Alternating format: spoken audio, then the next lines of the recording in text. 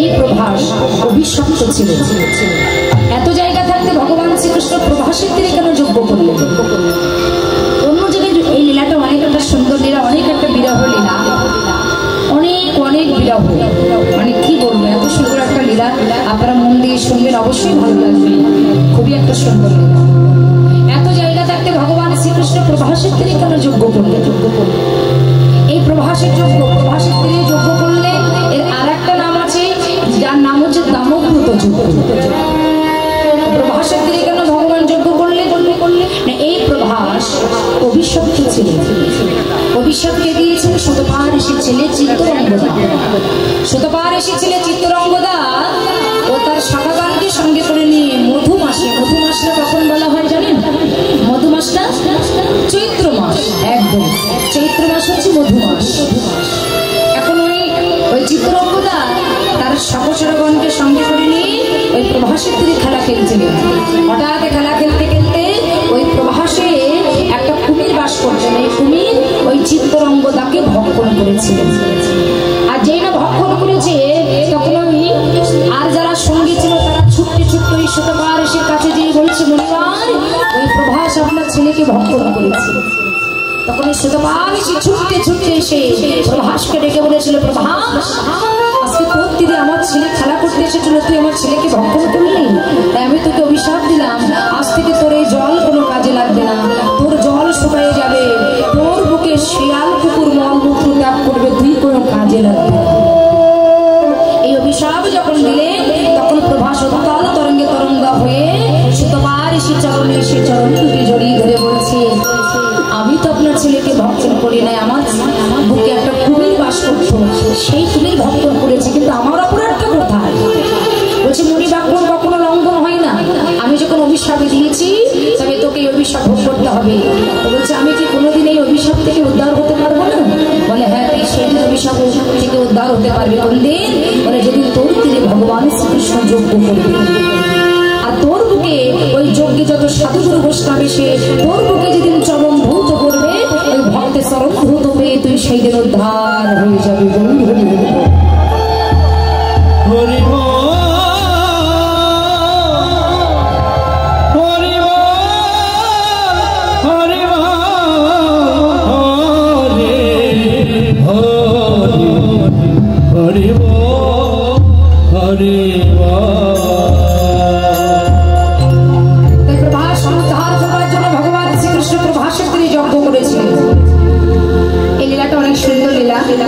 আপনারা শুনুন, অবশ্যই ভালো লাগবে। আহা নদী আছা ছাড়িয়া গেল,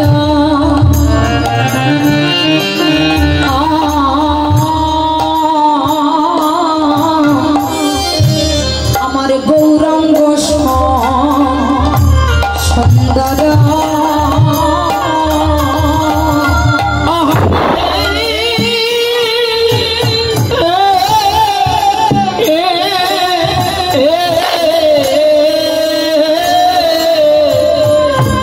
নদী আছা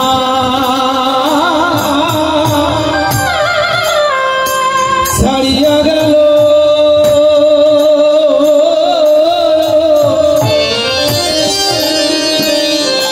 আমার গৌরাঙ্গ সোনদা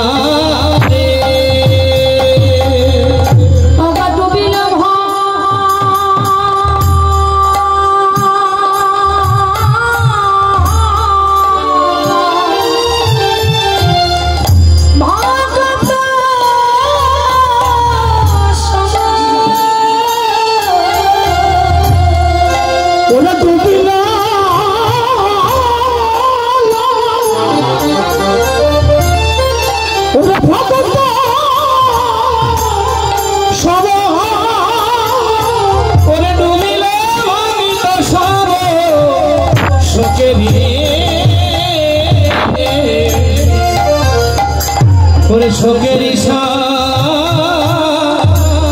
সাহরে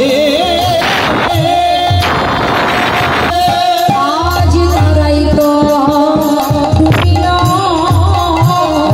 আজ তারাই তো ডুবিল, আজ তারাই তো ডুবেছে।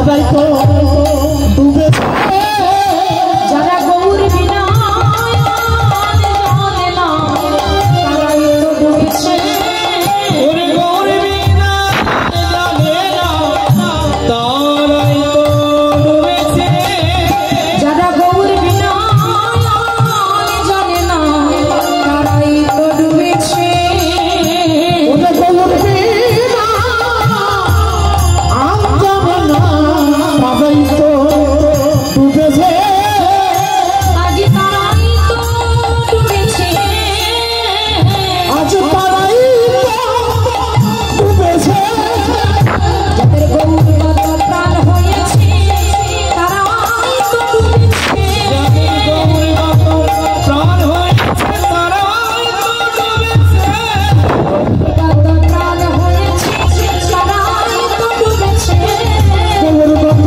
প্রাণ হয়েছে তারাই তো ডুবেছে বলে তারাই তো কাঁদিছে তারাই তো কাঁদিছে গৌর চলে গেছে বলে তারাই তো কাঁদিছে গৌর ছেড়ে গেছে বলে তারাই তো কাঁদিছে গৌর নদিয়া ছেড়ে গেছে বলে তারাই তো কাঁদিছে এই নদিয়া ছেড়ে গেছে বলে তারাই তো কেঁদেছে নদিয়া ছেড়ে গেছে বলে তারাই তো কাঁদিছে ওরে নদিয়া ছেড়ে তারাই তো কাঁদিছে নদিয়া ছেড়ে গেছে বলে তারাই তো কাঁদিছে ওরে নদিয়া ছেড়ে গেছে বলে আহা গৌর প্রাণী গৌর বলে নদিয়া ছেড়ে গেছে বলে নদিয়া ছেড়ে গেছে বলে নদিয়া নদিয়া ছেড়ে গেছে বলে তারাই তো কাঁদিছে নদিয়া ছাড়িয়া গেল গৌরাঙ্গ সুন্দর আমার গৌরাঙ্গ সুন্দর অগা ডুবিলা ডুবিলা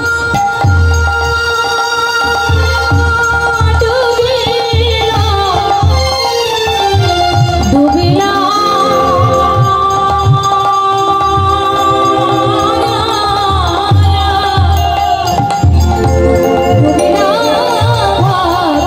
সব শোকের সাগরে ওরে নদিয়া ডুবিলা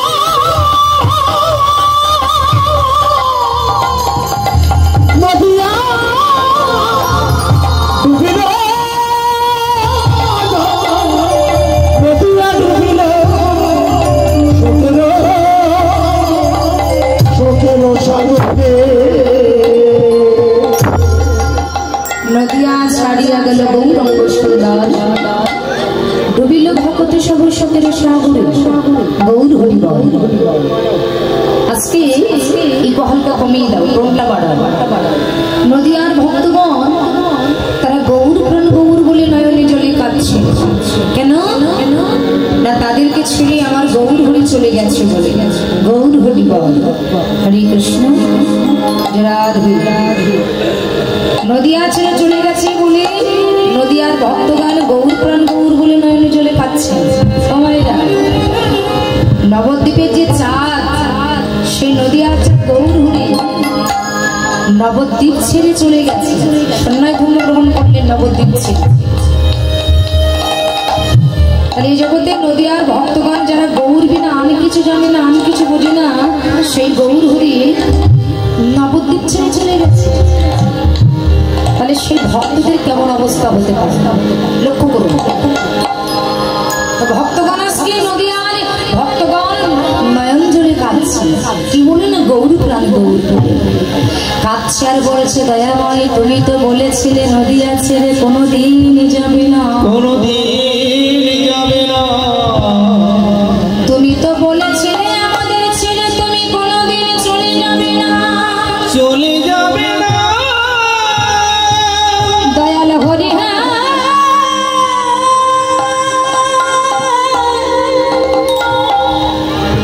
তুমি নিজ বদলে বলেছিলে এই নবদ্বীপ ছেড়ে তুমি কোনোদিন চলে যাবে না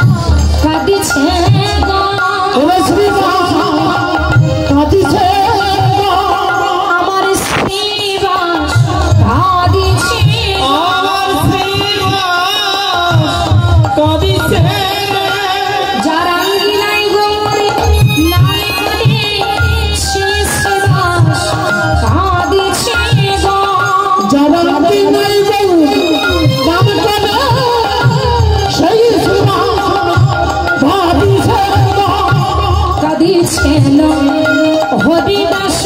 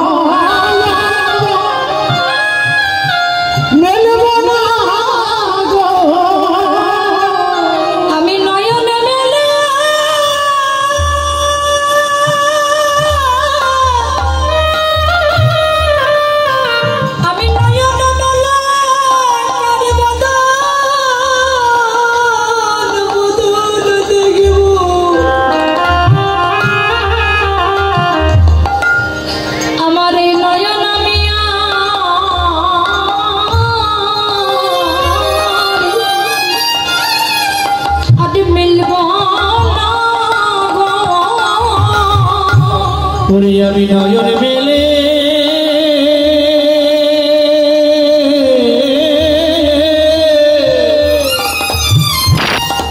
ওরে আমি নয়ন মেলে কারবা দেখিব আমার নয়ন আমি আরে মেলব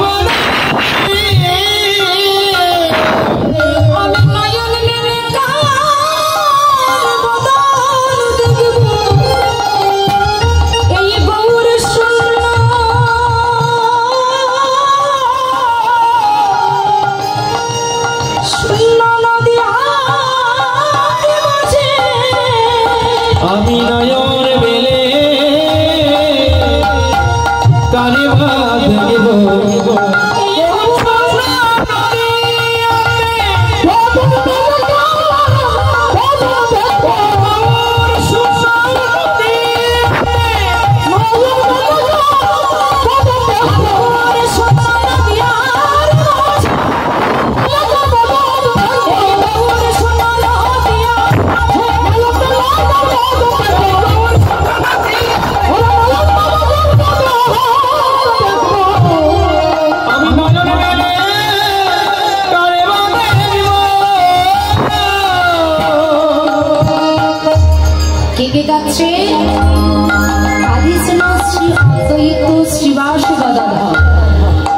বাসুদেবী দত্ত কাদে মুরারি বক্রেশ্বর কাদে ছিল হরিদাস দোয়াকে নদিয়া কাদে নিত্যানন্দ শচীর মুখ নিরক্ষিয়া কে কে কাঁদছে না কাদে ছিল শিবা শ্রী অদ্বৈত শ্রীবাস গদাধর শ্রীবাসী কাঁদছে কেন? আচ্ছা বলুন, তোমার যখন গৌরাঙ্গ মহাপ্রভু নবদ্বীপে এসে এসেছিলেন তখন এই নবদ্বীপে এসে গৌরাঙ্গ মহাপ্রভু নিত্য নিত্য নাম করতেন কারাঙ্গিনা। কি গো মায়েরা জানো কারাঙ্গিনা নাম করতেন বাবা? গৌরাঙ্গ মহাপ্রভু নবদ্বীপে এসে তিনি নিত্য নিত্য হরিনাম সংকীর্তন করতেন শ্রীবাসের আঙ্গিনা। নবদ্বীপে এত জায়গা থাকতে গৌরাঙ্গ মহাপ্রভু তিনি শ্রীবাস নাম করতেন। আর এই শ্রীবাস কে ছিলেন বলে এই শ্রীবাস আর কেউ নয়, এই শ্রীবাস ছিলেন পূর্বজন্মের দেবশ্রী নারদ মুনি। আর এই দেবশ্রী নারদ মুনি এই কলিযুগে এসে হয়েছে শ্রীবাস, যার আঙ্গিনায় আমার গৌরাঙ্গ মহাপ্রভু নিত্য নিত্য হরিনাম সংকীর্তন করতেন। তো গৌরাঙ্গ মহাপ্রভু যখন নিত্য নিত্য শ্রীবাস আঙ্গিনায় নাম করতেন, গৌরাঙ্গ মহাপ্রভু শ্রীবাসকে কথা দিয়েছিলেন যে শ্রীবাস আমি তোমাকে ছেড়ে জীবনে কখনো কোনোদিন চলে যাব না। কিন্তু সেই শ্রীবাস ঠাকুর আজকে কাঁদছে কেন? শ্রীবাস ঠাকুর কাঁদছে কেন? আমার গৌরাঙ্গ মহাপ্রভু শ্রীবাসকে কথা দিয়েছেন যে তোমাকে ছেড়ে আমি জীবনে কখনো কোনোদিন চলে যাব না। দেখুন এই নবদ্বীপে আমার গৌরাঙ্গ মহাপ্রভু নিত্য নিত্য শ্রীবাসের আঙ্গিনায় নাম করতেন। গৌরাঙ্গ মহাপ্রভু শ্রীবাস আঙ্গিনায় নাম করে শ্রীবাসকে বলছি এই জগতে সেই হচ্ছে শ্রীবাসকে না শ্রী শব্দের অর্থ হলো শ্রী শব্দের অর্থ হলো সুন্দর আর বাস শব্দের অর্থ হচ্ছে বাসা। অর্থাৎ এই জগতে কি বললে এই জগতে যার সুন্দর বাসা সেই হচ্ছে শ্রীবাস। আর এই জগতে সুন্দর বাসা না বলে আমার ভগবান কোনোদিন তার ঘরে প্রবেশ করে না। ভগবান বলছে আমি তার ঘরে প্রবেশ করি। কার ঘরে না যে দিবানী শ্রী গুরুদেবের রাতুল চরণ আশ্রয় করে এই ঘরটা সাজিয়ে জেগে জেগে যারা হা গৌর প্রাণ গৌর বলে যারা নয়নের জলে কাঁদে। আরে কি করলে সামটা ঠিকই তো তুমি হাত দিলে কেন? ভগবান বলছে আমি একমাত্র তারই ঘরে প্রবেশ করি। তো গৌরাঙ্গ মহাপ্রভু নবদ্বীপে এসে নিত্য নিত্য হরিনাম করতেন শ্রীবাসের অঙ্গনে। শ্রীবাস অঙ্গনে নাম করতেন বাবা। ভগবান নিজ বদনে বললেন এই জগতে যারা আমাকে বেশি করে ভালোবাসে এই জগতে আমি তাদেরকে বেশি করে কাঁদাতেই ভালোবাসি। গৌরাঙ্গ মহাপ্রভু যখন শ্রীবাস অঙ্গনে নাম করতেন প্রত্যেকদিন শ্রীবাস অঙ্গনে নাম করতেন। দেখুন ভগবান একটি পরীক্ষা মা। শ্রীবাস অঙ্গনে তো ভগবান নাম করতেন আর এই শ্রীবাসের বাবা একটা পুত্র ছিলেন। গৌরাঙ্গ মহাপ্রভু প্রত্যেকদিন শ্রীবাস অঙ্গনে নাম করতেন। একদিন ভগবান শ্রীবাস অঙ্গনে নাম করছিলেন, হঠাৎ শ্রীবাস অঙ্গনে নাম করতে করতে শ্রীবাসের একটা মাত্র পুত্র ছিলেন। ওই পুত্রটা যেখানে স্বয়ং গৌরাঙ্গ মহাপ্রভু যেখানে স্বয়ং ভগবান নাম করছে আর শ্রীবাসীর একটা মাত্র পুত্র যেখানে ভগবান তার ঘরে বিরাজমান, আর সেই দিনে সেই শ্রীবাসের একটা মাত্র পুত্র মারা গেল। বাইরে লক্ষ্য করুন একটা মাত্র পুত্র মারা গেছে। আর এই জগতে যদি কোনো মায়ের একটা মাত্র পুত্র সন্তান থাকে আর সেই পুত্র যদি মাকে ছেড়ে চলে যায় তাহলে সন্তান হারানোর যে কত যন্ত্রণা এই জগতে যে মায়ের হারিয়েছে একমাত্র সেই মা জানে। তাই মালিনী দেবী যখন এই মৃত পুত্রটা মারা গেছে, শ্রীবাসী পুত্র যখন মারা গেছে বেঁচে নাই, গৌরাঙ্গ মহাপ্রভু নাম করছে আর শ্রীবাসী পুত্র মারা গেলেন। আর যেই না মারা গেলেন মালিনী দেবী মৃত পুত্রটা কোলে নিয়ে ভেউ ভেউ করে কাঁদছে।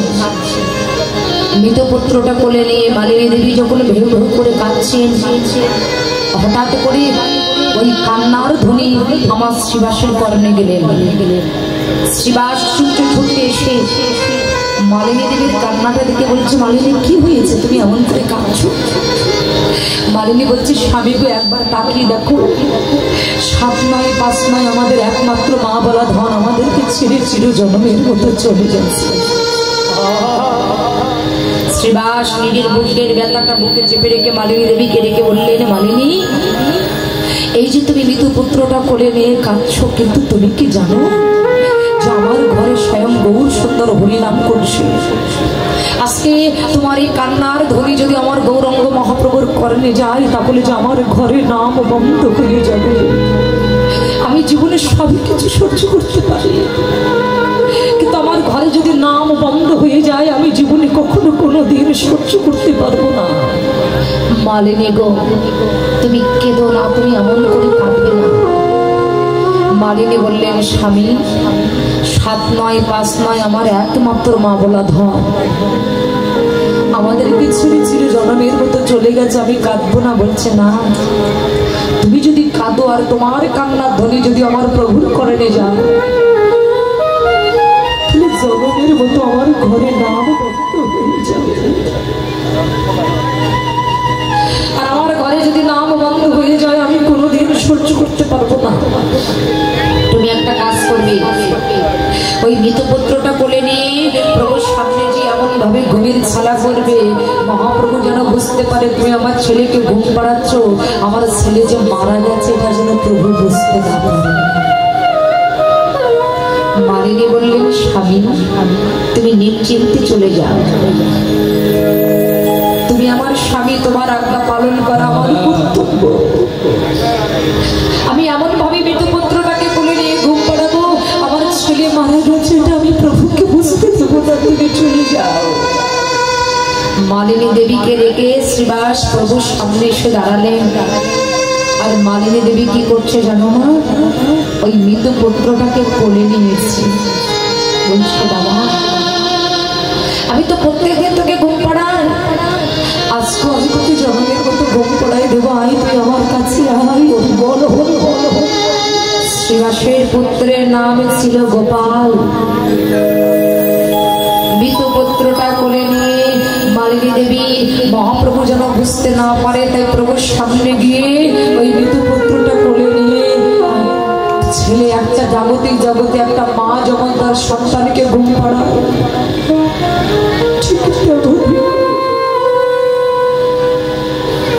মৃতপুত্রটা কোলে নিয়ে প্রভুর সামনে দাঁড়িয়ে মালিনী দেবী গান গায়ে গেয়ে ছেলেকে ঘুম পাড়াচ্ছে। গোপাল ঘুমায় রে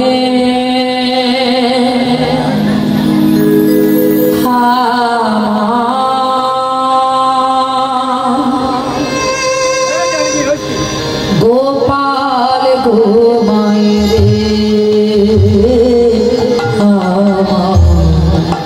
গোপাল ঘুমায় রে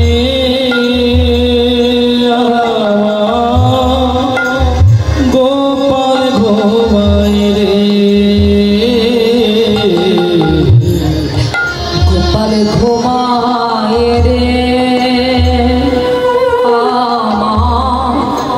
গোপাল ঘুমায় রে গোপাল ঘুমায় রে গোপাল ঘুমায় রে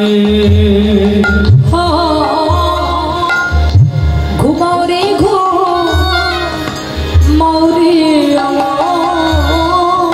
ঘুমাও রে ঘুমাও রে ঘুমাও রে ঘুমাও রে আমার গোপাল ঘুমাই রে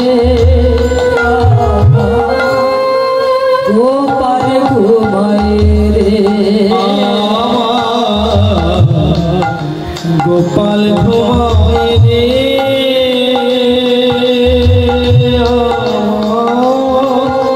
সোনা ঘুমায় রে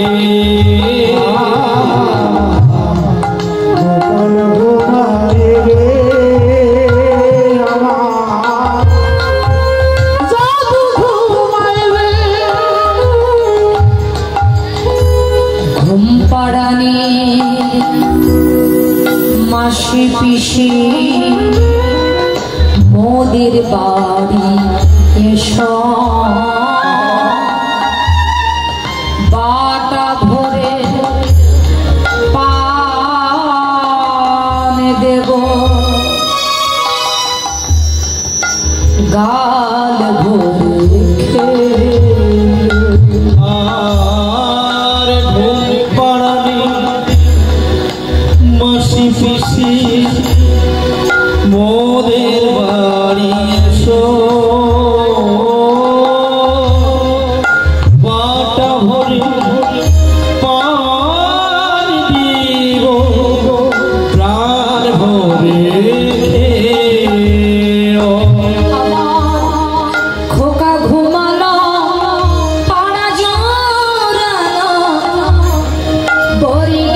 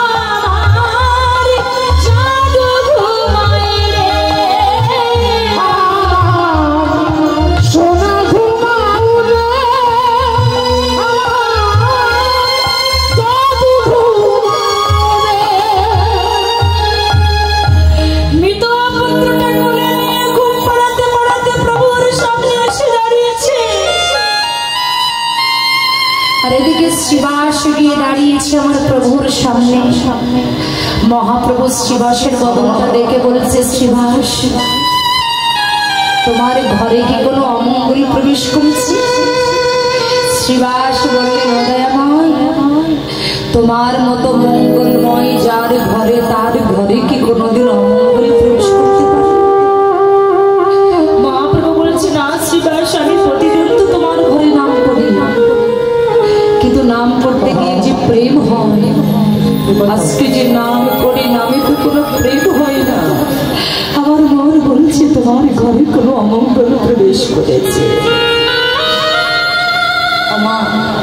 ঠিক সেই সময় মালিনী দেবী সেই মৃত পুত্রটা কোলে নিয়ে মাথো আর দাঁড়াতে পারছে না, মহাপ্রভুর সামনে এসে মৃত পুত্রটা প্রভুর চরণে ফেলে দিয়ে বলছে, প্রভু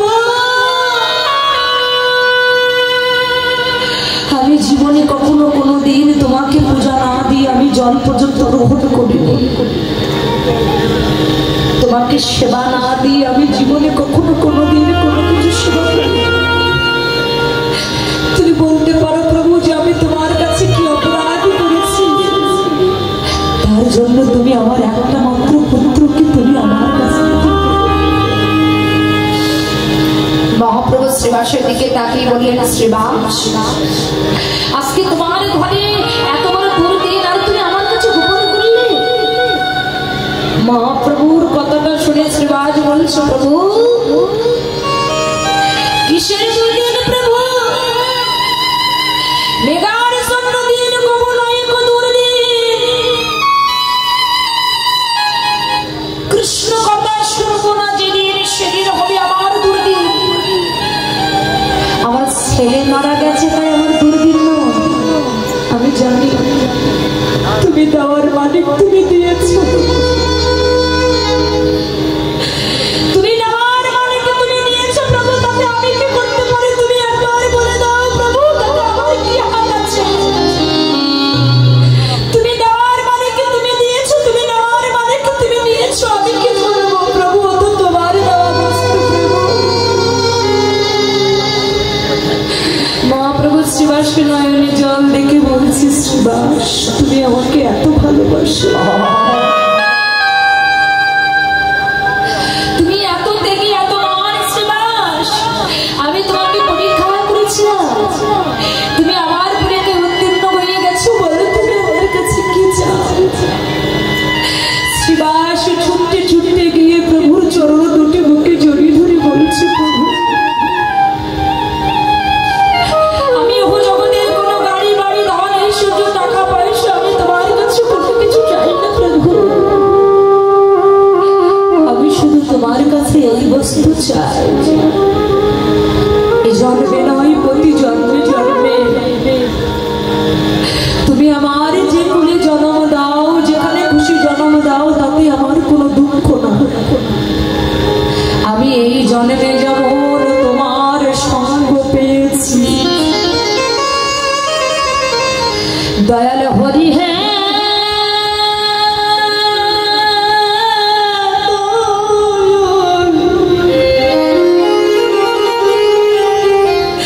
তুমি আমার যেখানে জন্ম দাও,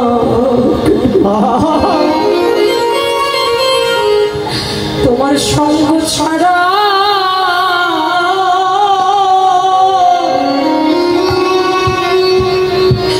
যেন করে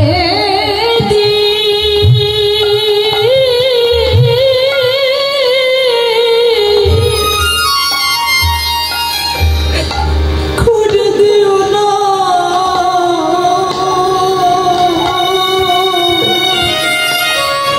প্রভু তোমার সঙ্গ ছাড়া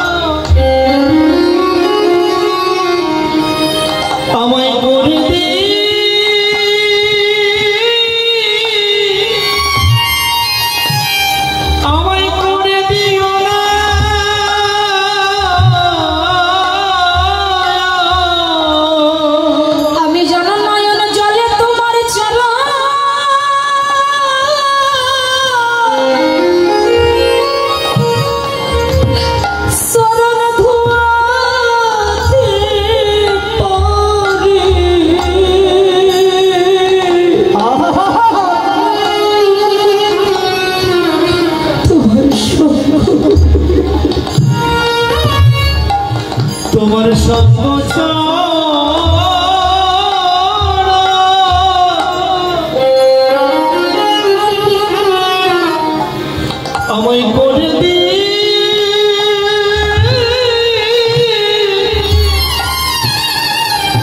করে দিও না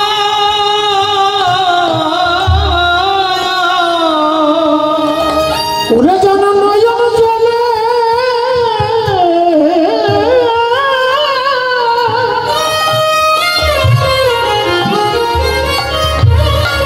ওরে যেন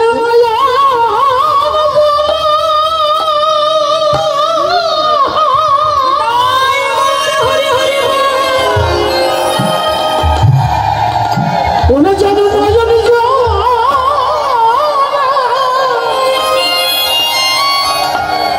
চরণ ধুয়াতে পারি প্রভু তোমার সঙ্গ ছাড়া